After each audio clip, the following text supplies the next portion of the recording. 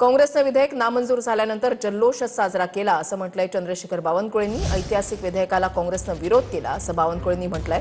तर महिला आरक्षणाच्या नावाखाली भोंदू विधेयक लोकसभेमध्ये आणलं असं राऊतांनी म्हटलंय।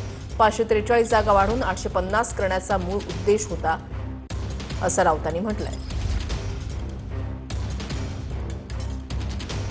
सरकारने 33% आरक्षण महिलांना देऊन विकसित भारत 2047 करता महिलांचा मोठा वाटा घेण्याचा निर्णय मोदीजींनी घेतला आणि या ऐतिहासिक निर्णयाला विधेयकाला विरोध करून काँग्रेसने जे 1996 मध्ये केलं, जे अटलजीच्या काळामध्ये विरोध केला, 70 कोटी महिला बहिणींना जे राजकीय प्रतिनिधित्व लोकसभेत आणि विधानसभेत मिळणार होतं ते प्रतिनिधित्व काढून टाकण्याचं काम काँग्रेसने केलं।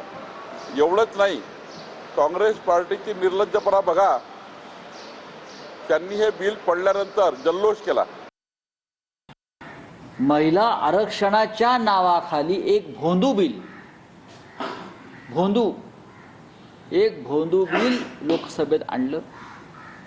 त्यांचा मूळ उद्देश हा महिलांना आरक्षण वगैरे देण्याचा अधिकार, हक्क, भावना वगैरे अशा काही नव्हत्या, तर 543 जागा वाढवून फक्त 850 करायच्या आणि सत्तेचा अमरपट्टा कायम बांधून सतत विजय प्राप्त करत राहायचं। याशिवाय अमित शहा आणि त्यांच्या लोकांचा कोणताही हेतू नव्हता।